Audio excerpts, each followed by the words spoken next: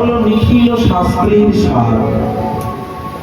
কৃষ্ণ দ্বৈপায়ন বেদব্যাস নিজে বলেছেন, সর্ব বেদান্ত সারং হি ভাগবত। সমস্ত নিখিল বেদ বেদান্তের সারই হচ্ছে ভাগবত।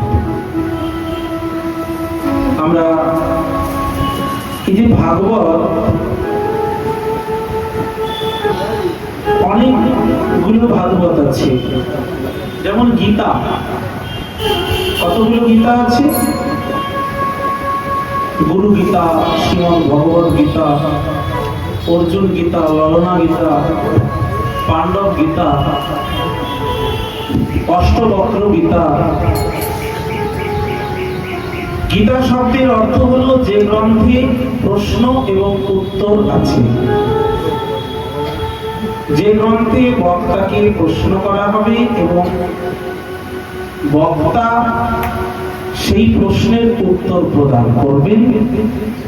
এই প্রশ্ন উত্তর মোলা যে গ্রন্থ তার নাম হল গীতা।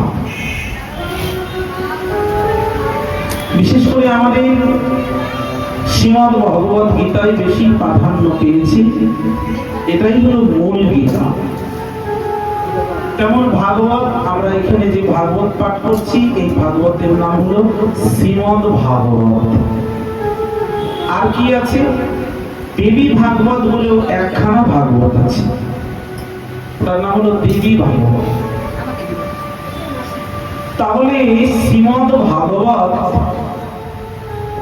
কি করে বোঝা যাবে যে দেবী ভাগবত আর শ্রীমদ্ ভাগবতের মধ্যে পার্থক্য? আমরা তো একটাই কথা বলি, ভাগবত। কেউ বলছেন যে শ্রীমদ্ ভাগবত শুনতে এসেছি, সবাই বলছেন ভাগবত শুনতে যাব। এখন যদি প্রশ্ন করে আপনি কোন ভাগবত শুনতে যাচ্ছেন, ভাগবত তো দুখানা আছে, দেবী ভাগবত আছে আর শ্রীমদ্ ভাগবত আছে, আপনি বলবেন নিশ্চয় শ্রীমদ্ ভাগবত। তখন যদি প্রশ্ন করে ঘুরিয়ে যে শ্রীমদ্ ভাগবত আর দেবী ভাগবতের মধ্যে পার্থক্য কোথায়, বলছে শ্রীমদ্ ভাগবত আর দেবী ভাগবতের মধ্যে পার্থক্য কোথায় জানেন?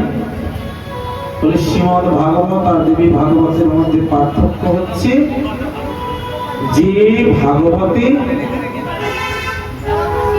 বিপ্রাসুরের কাহিনী আছে, সেটাই হচ্ছে শ্রীমদ্ ভাগবত। সেই বিপ্রাসুরের কাহিনীটি না বললে ভাগবত যেন অসম্পূর্ণ থেকে যায়। আমাদের